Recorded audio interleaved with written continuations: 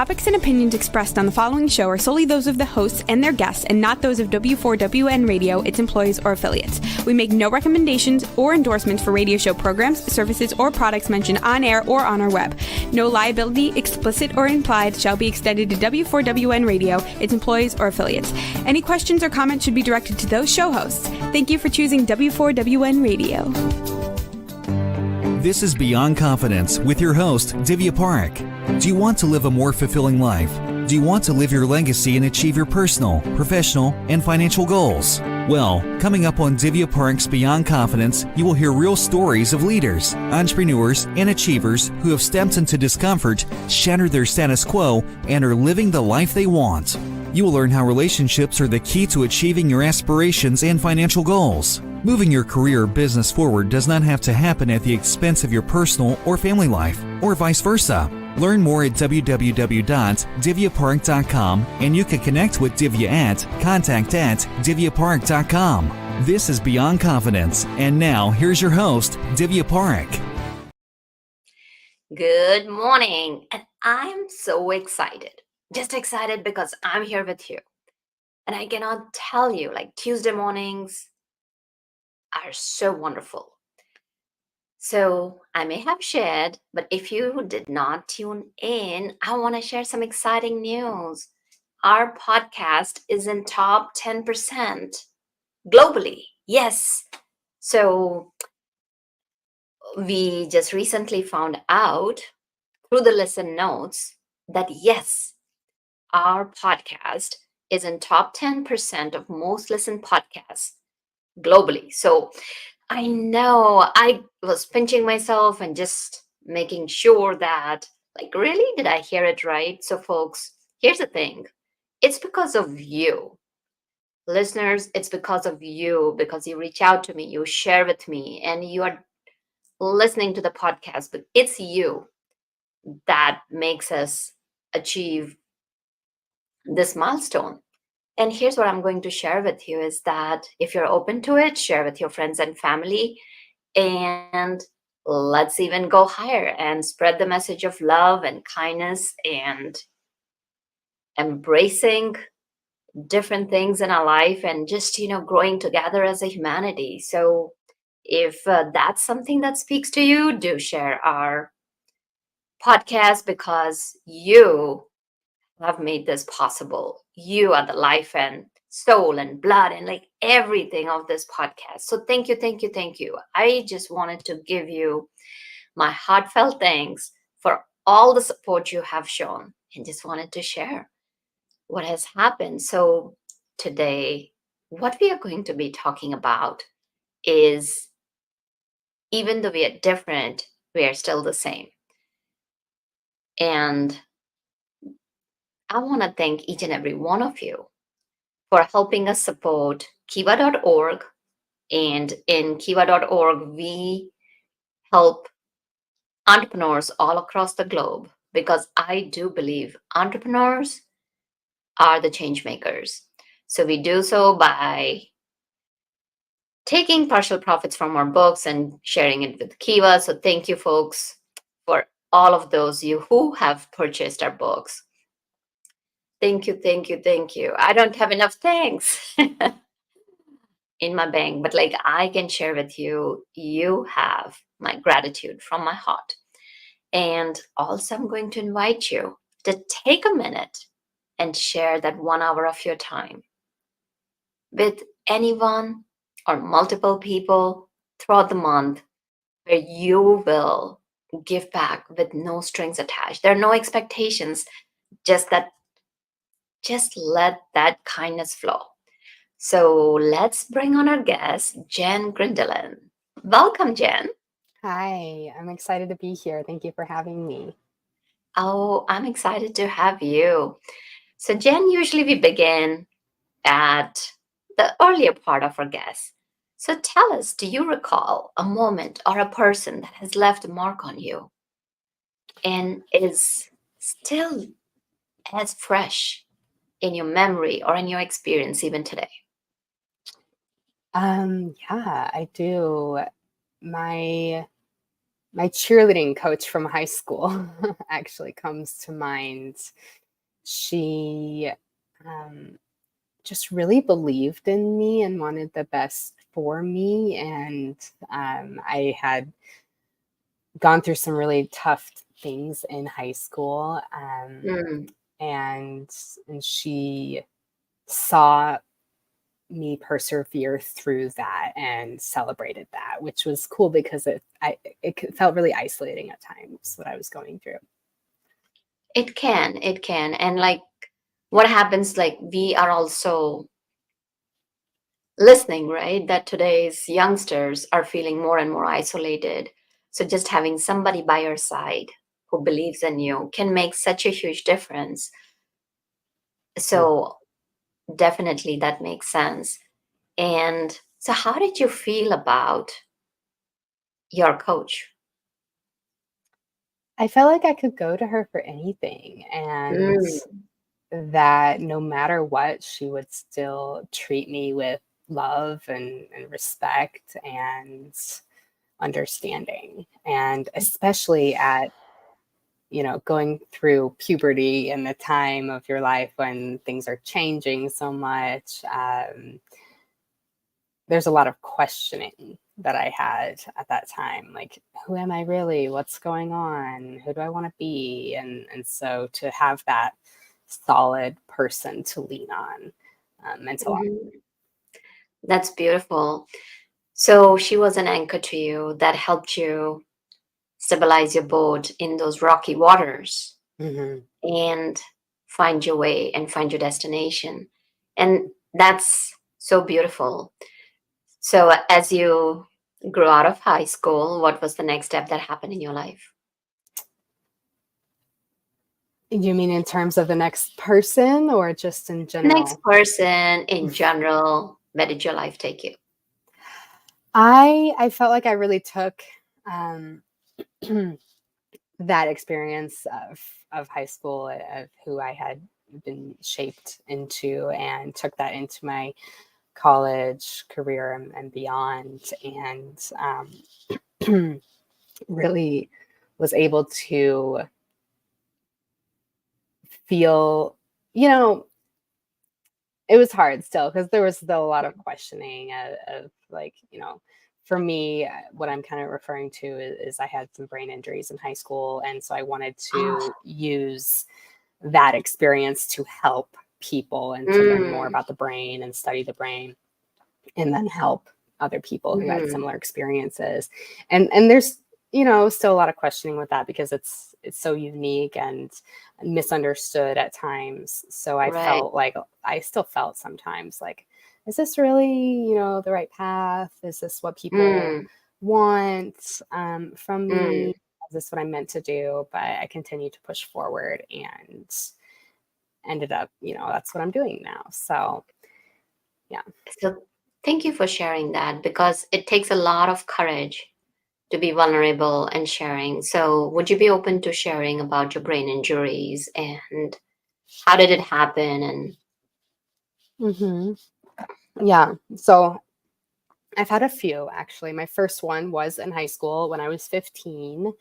mm, I was at cheerleading when it happened. I had so young, yeah, yeah, really young for that. So the brain isn't fully developed until right? you're between 24 and 26. So I had to make a lot of choices.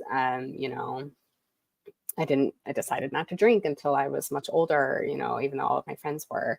And so I backtrack. I'm kind of missing the story, but what happened was I was warming up for a football game that we were going to cheer that night, and I had over rotated a backflip, Mm, and so the momentum, sprung me off of the floor backwards, and then I fell down. The floor dropped down a couple feet, and then there was a concrete wall right oh, there.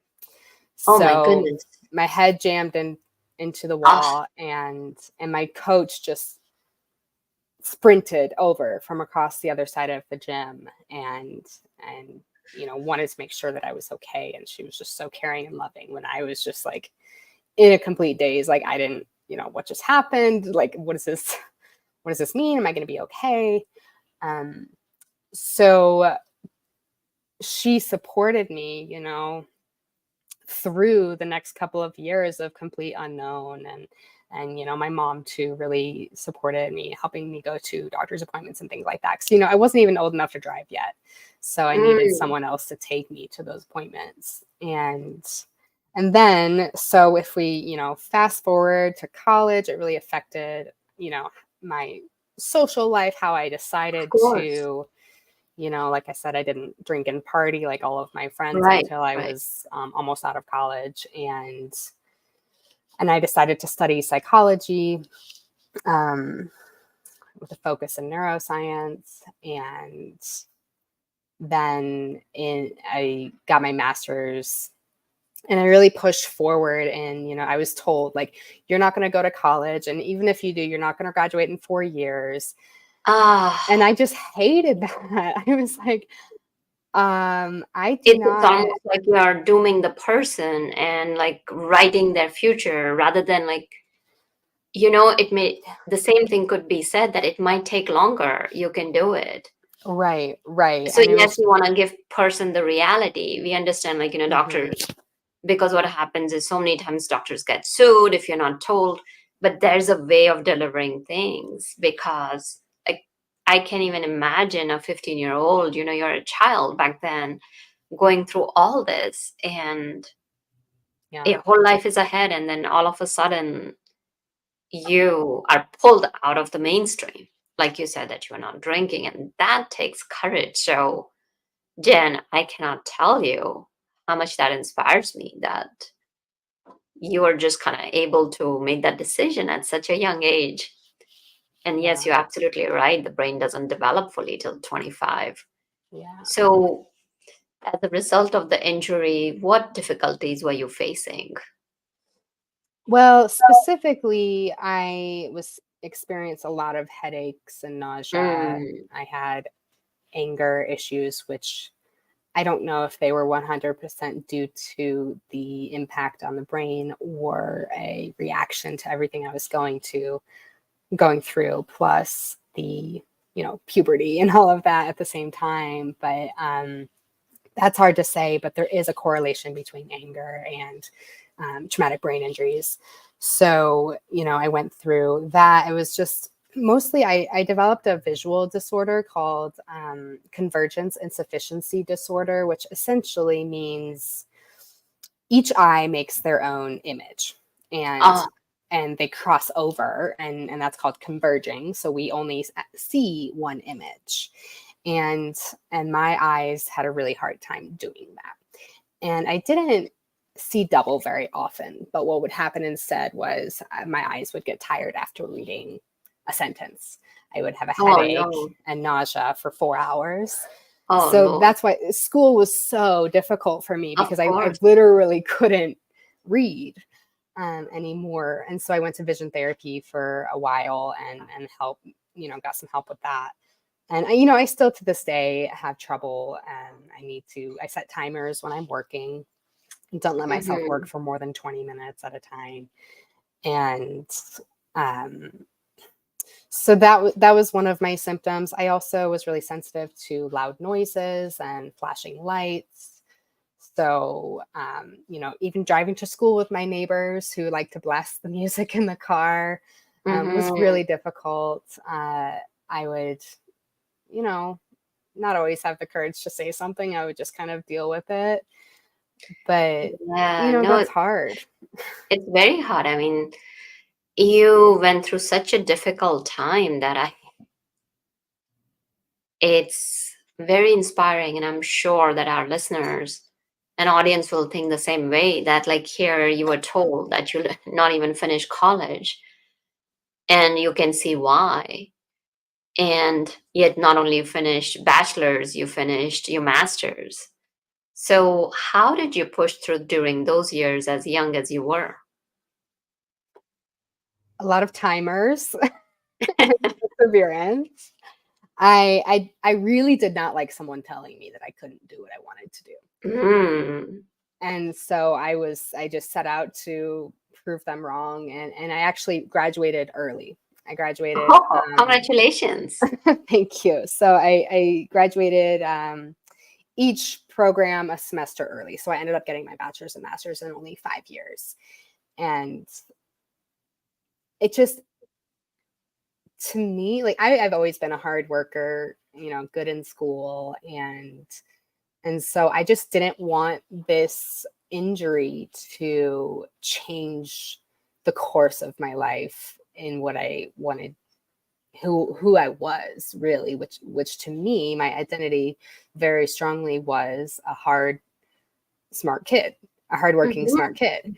And so I was determined to keep that up and keep doing that and just, change what I studied because of the brain injury. I was super interested in learning more about the brain because, my doctors told me, you're our mystery patient. We don't know how to treat you. And I was like, that's not something anyone ever wants to hear.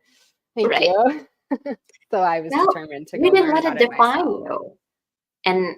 And then that's what tells us, like, things will happen in your life, but don't let that define you, because the person you are, that doesn't change. And you're a living example of that.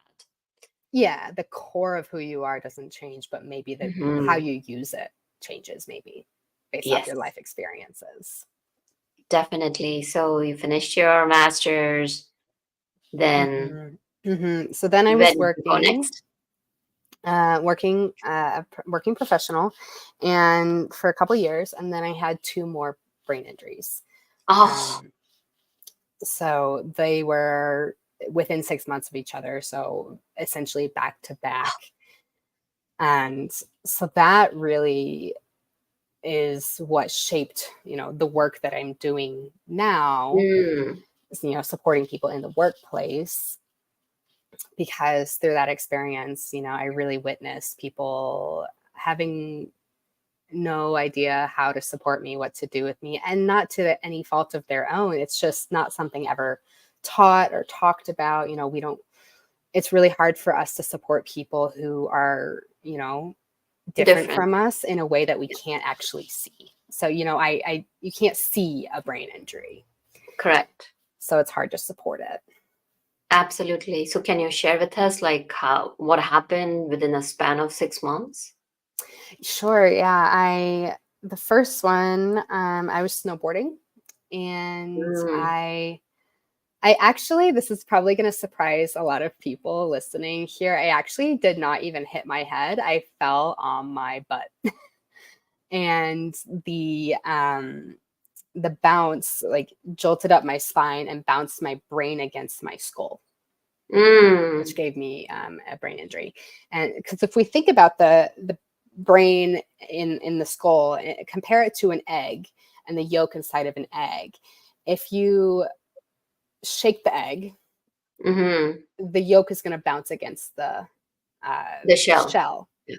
And the same thing happens in the brain. We don't necessarily have to have an impact to the brain to get a brain injury. So that was my first one while I was working, technically my second one. And then, so I missed a lot of work, had to deal with, all of the paperwork and things like that. And then that was in March. That was St. Patrick's Day, actually. And then September 9th, I want to say, or 7th, something around there, I was driving to work and I got rear-ended. Oh, no. So then this was again another jolt. Yes. So this one, I did hit the back of my head against the headrest. And I was confused, and I didn't get the person's insurance, and I just kept driving to work. And I realized, I knew something happened. I got there and I was like, I think I just got a concussion or, something. And so I actually had someone at work who could evaluate it. And she said, yeah, you rung your bell. You need to probably go home. So the timeline kind of reset. of recovery. I kind of, the previous 6 months of recovery didn't really matter anymore. It kind of started over in September with the second one. And, if you have one brain injury, you're more likely to get another one. It doesn't take as hard of a hit to have the same reaction. So that being my third one, with several little concussions here and there throughout my lifetime, as a lot of active people likely get over time. It was difficult. I missed a lot of work. Once I started to go back, there was a lot of questions like, why aren't you better yet? Because it was, several months to a couple of years. It was probably 2 years until I was able to work full time again. As a result, you already had the vision and other issues as a result of the next two brain injuries. What else, were so those problems or symptoms, challenges you were facing? Yeah, those symptoms kind of just came flooding back. So I had gotten to a point where I was able to manage them pretty well, but the subsequent brain injuries kind of just brought them back into full force. So I was unable to read again, be in front of a screen, things like that. And I went to physical therapy, vestibular therapy in particular, to help with that. I wasn't able to get into a vision therapist here. I live in a different state than I did when I was growing up. So my same doctor wasn't an option. But yeah, that helped me a lot. And I got really involved with the Brain Injury Alliance of Colorado. I'm in Colorado.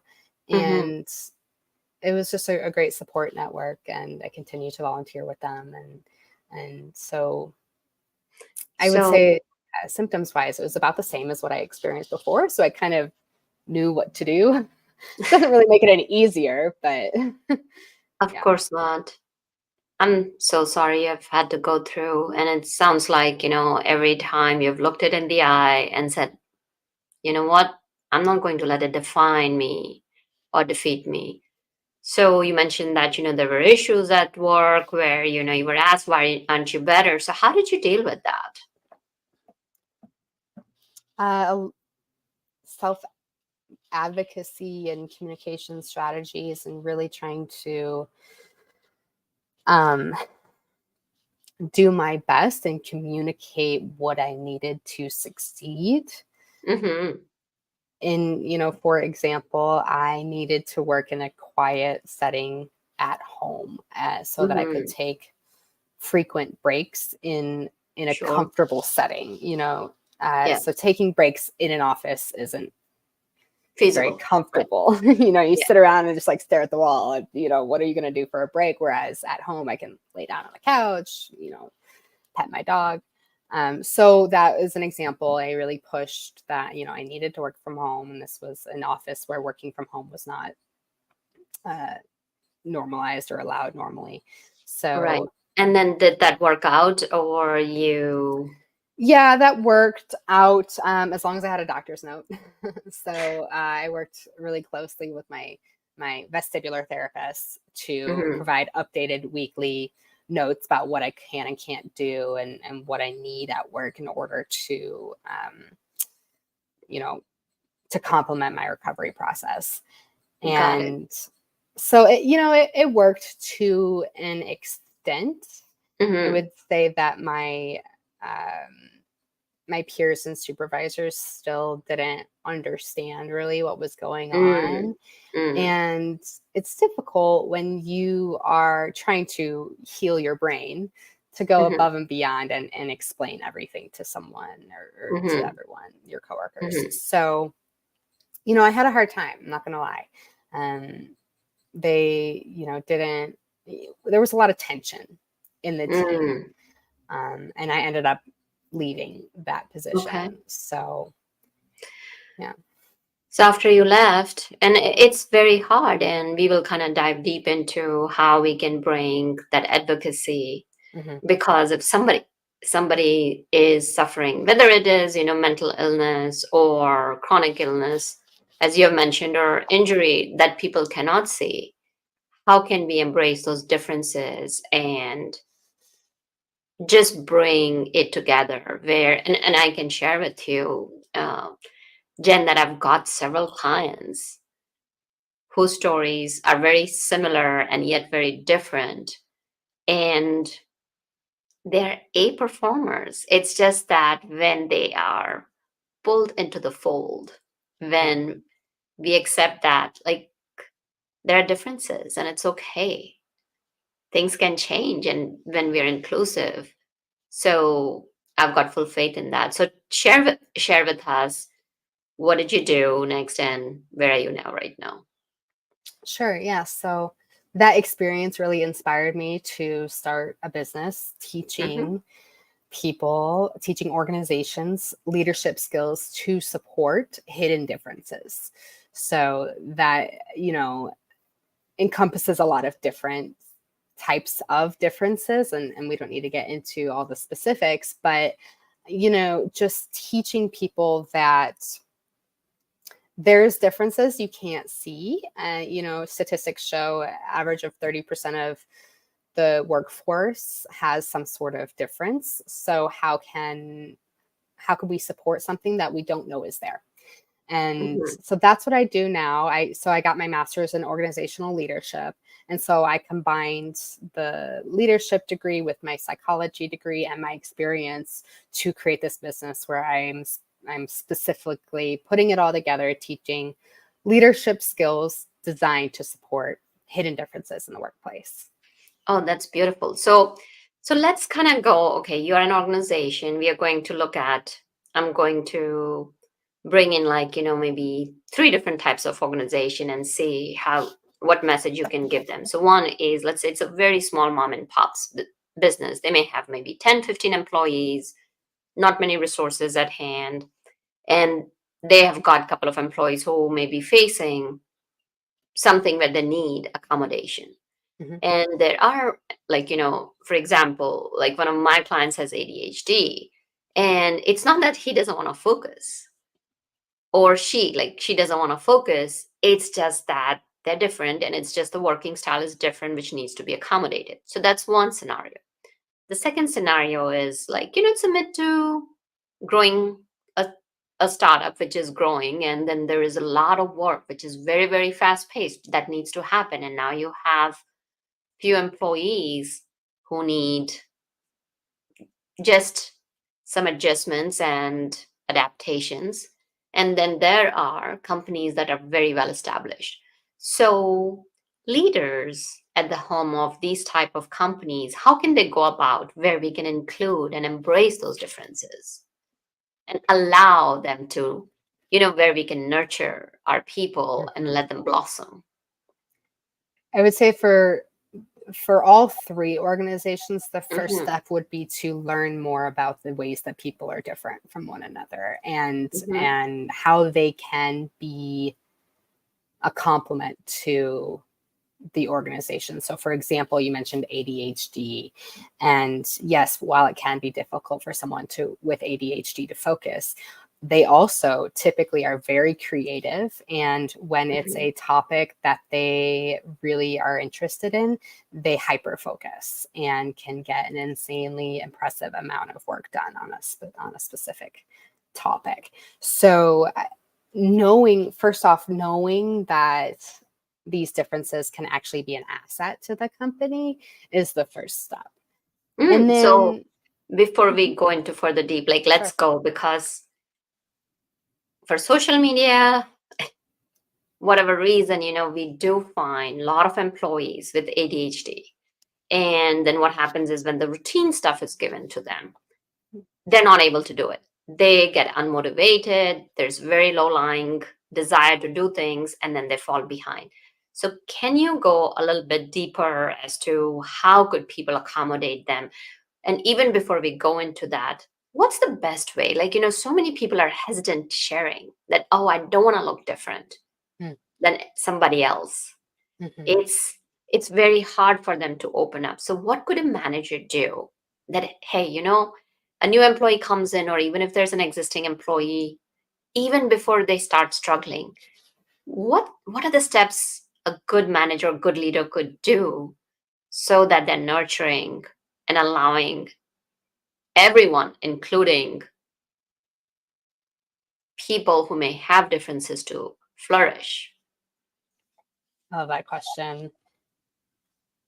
Being open about the fact Mhm. that as a leader, they support all different types of differences, and having a conversation regarding success and asking questions such as, I want to set you up for success.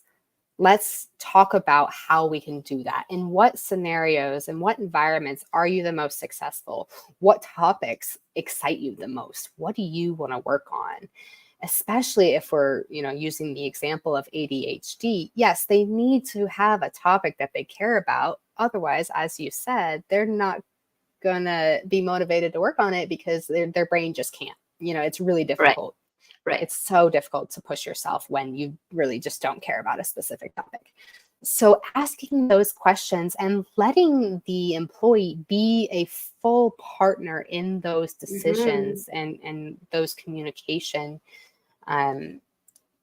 using those communication strategies together to talk about success as an individual, success as a team, department, and company at large. We want each person to use their skills and not hide them to get tedious work done. If we're continuing to use the example of ADHD, a similar difference in the brain is autism, and typically people with autism really want very direct and focused instructions, and Mhm. maybe that's too boring, quote unquote boring, for someone with ADHD. So maybe that's a way we can split up the work. But we can't just assume that, because there's a Right. lot of people who have both, and every person with each diagnosis is different, such as, same with brain injuries. Yeah, there's a saying in the brain injury community: if you've met one person with a brain injury, you've met one person with a brain injury. They're all so different. Of course. Even, within one person having multiple, each one is a little bit different. So communication is the biggest strategy for a leader, is to Mm. directly talk to each employee, and ask them those questions I mentioned earlier. How can we set you up for success? Offer ideas. Mhm. So that's not, all on that employee to come up with everything, because that can feel like a lot of pressure. Right, right. It's like you mentioned, that having that partnership and creating a safe space where they feel that they can express themselves, where they feel creating that culture in that organization that everyone is welcome, because regardless of the brain injuries, because that's one thing, that labeling, that's one thing that I say, that a human being is much more, a person is much more than their differences or whatever they're experiencing there. So we don't want to like identify them by that. It's everybody comes with a different experience, and so everybody's going to be different. I Mm-hmm. mean, when you look at a general family, 4 or 5 kids or even 2 kids or like, 3 kids from the same family are so different. So we are different, and it's about embracing those differences and creating that safe space, that it's okay to be different.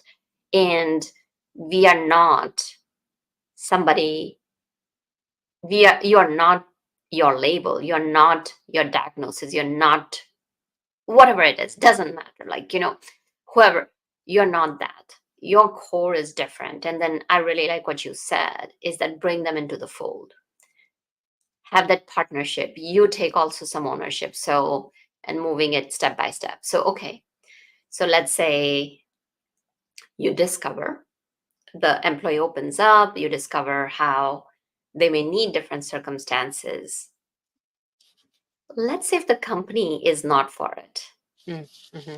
what can a manager or a leader do to support their employees if the culture is still growing and not fully where it needs to be?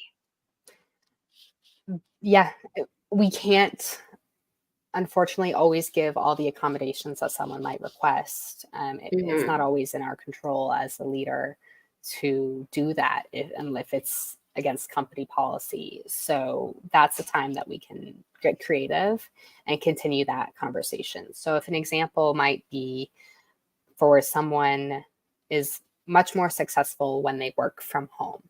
And let's say the company doesn't allow work from home. Okay. What else can we do? So let's think about, why is work from home successful for this person? It's likely quiet. It's probably comfortable. Maybe let's say they have a dog and they do well with their dog while they're working, and they have access to food. Okay. Well, can we find an office that's really quiet for them? Can we give them an enclosed space, even if we maybe most typically work in cubicles? Can we find them in a closed space? Is that allowed with the company policy? Do we have a dog-friendly office? Could we maybe push for that if it's not allowed? They're not allowed to work from home, and we can go through each of the qualities of why this particular request would help them, and see if we can find those qualities in a different setting that would be allowed. And allow that person, allow the employee to, again, be a partner in that conversation, because maybe it's not the fact that they have their dog. Maybe it's the fact that they have access to a couch and they work well on a couch. And so, okay, can we put a couch in their office? In my, at my last employer, that was a request that I got approved. I got a couch in my office so that I could take my breaks in a comfortable setting. So, it doesn't have to be, I don't want to, I don't want people to think from this conversation that we need to say yes to all accommodations, because like you said, Divya, that's just not always a reality. And we can't always control that, even if we want to give someone an accommodation they're requesting. So it's a continual creative conversation about how we can support someone. Doing the best you can, because here's, like you shared, right? Like one thing that told you, oh, you can't even finish you'll not be able to graduate from college. Just saying that, hey, I believe in you. I'm here for you. Giving them that support is going to go so much more than just giving them that office. Being there with them and educating the team members, bringing in empathy. And bringing in gratitude, because so many times, like people are just sitting and complaining, oh, I'm working 9 hours, oh, she said this, oh, this happened, and just kind of helping people see that, yes, what you're complaining about, it's only like 5% of your life, whereas it is somebody else, it could be so much more difficult for them. So creating that culture, that harmonious culture, which welcomes people. So having that, and you come from psychology also, so share with us, like, a little bit about mindset and how accommodations cannot be made. Physical things may not be possible. What could the leader do to create that harmonious culture? I think you really said it, being that kind person who is there to support the employee is huge, because especially as that employee going through the accommodations process, if you're going through HR to, fill out all the formal paperwork and get the doctor's note and all those things, usually you're kind of by yourself filling out all of that paperwork, because it's kind of an unknown topic from the leader standpoint. A lot of team leaders who don't work in HR don't really know how that works. They kind of just let HR deal with it and they take a step back. And so regardless if it's the accommodation process or it's just someone's just having a hard day, whatever it is, being that kind, reliable support system is huge. It can really make someone feel like, okay, this is a place that supports my differences. This is a place that I can feel supported, and that even if, the accommodations aren't possible and the technical side of things are difficult, this is so much more emotional than it is technical. And we always say, everyone has heard this before, likely, that people leave teams, or they leave their supervisor rather than the actual job. So say the actual job can't let you work from home or whatever it is, but your boss is so supportive and willing to talk with you about other options, or just, let you complain and vent about it, even if other Yeah, options aren't available, but just someone you can count on and talk to, like a real human being. Sometimes it can feel so formal, and there is a line. We don't want to be necessarily like buddy buddy with everyone all the time. right, There is right, a line of right. professionality we need to have, but that doesn't mean we can't be kind and supportive Yeah, and caring. yeah. And you said it, that just being there as a support. And when the employee knows that, yep, they're being supported, and also identifying, as you mentioned, that those questions are very powerful, what environment, what topic, and then assigning them those areas. And then they are going to outperform other people. Or, I mean, there's no comparison here. What I'm saying is that they will be a very valuable member, because the key is that people want to be heard, people want to be recognized, people want to be valued, and people want to belong. Mhm. So rather than isolating them, as you mentioned, when you're having that inclusive environment, when they're part of the team, it will go long ways. So share with us, Jen, how do you help organizations? How do you help people? You're doing such valuable work out there in the world. So needed, so needed. Thank you. So I teach organizations in the format of workshops. So I Hmm. have introductory workshops where I talk about hidden differences and how it relates to team culture and what you can do about it. But then for organizations who really, want to move beyond the awareness step and actually learn the skills that we talked about today to transform their team culture and make it inclusive and really support it one another, I have a program. It's a 5-part workshop series with optional add-ons for one-on-one coaching or small discussion groups, where we get into the details of leadership skills, communication skills. There's one on hidden differences, inclusivity. So like, what technical practices can you add in Mm, and to your policies or whatever it is, or just your practices, such as how can you email more, in a way that's more inclusive. And then the 4th one is self-advocacy, and the 5th is energy management. So it mhm, helps everyone from the top of the chain to the bottom. If all of the material is relevant to everybody. I firmly believe that leadership is not positional, and an entry-level employee can be a leader. So these workshops are for everyone to learn all of these skills together. agreed. I say that you can be a leader where you're at. Mhm. And as we had started talking about in the beginning, if you just kind of give somebody a smile, you are a leader that day, because you don't know what kind of a day they're having. Just showing kindness, starting out with little, and energy management really sounds well, because it's an energy that perks us up, an energy that gives us the coping mechanisms to go through difficult times. And everybody's going to have difficult times. So that really sounds great. So, yeah, listeners, if you are listening, and if there's a need, I'm sure you'll be contacting Jen. So, Jen, where can they get in touch with you? A few different ways. So I would start with my website, which is theworkingwell.us. And on there, I have a few resources. There's, you can contact me through there, but I also have a few free resources, such as an inclusive Mhm. communication checklist, where you can audit your own communication practices and see what's missing, what can you add in, what are you already doing great at, and good job.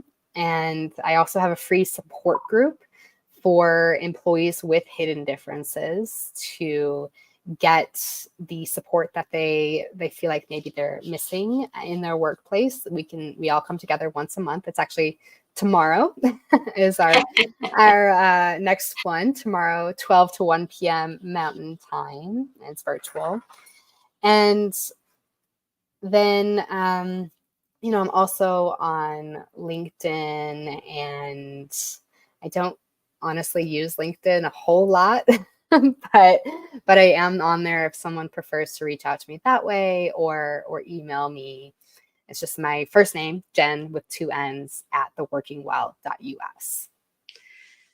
Well, thank you, Jenn, for sharing your wisdom and bringing this important topic to light, because it's important that we move forward with kindness, because doesn't matter how different we are. All of us want us to be happy. We all have the same dreams. We all have the same pains.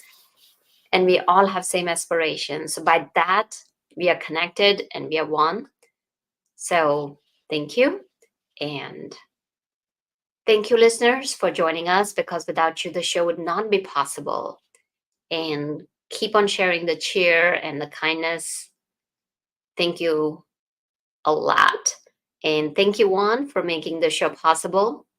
So be well and take care. Until next time. Thank you.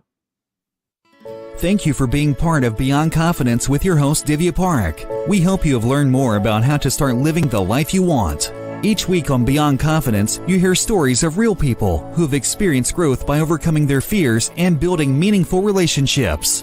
During Beyond Confidence, Divya Parekh shares what happened to her when she stepped out of her comfort zone to work directly with people across the globe. She not only coaches people how to form heart connections, but also transform relationships to mutually beneficial partnerships as they strive to live the life they want. If you are ready to live the life you want and leverage your strengths, learn more at www.divyaparekh.com. And you can connect with Divya at contact@divyaparekh.com. We look forward to you joining us next week.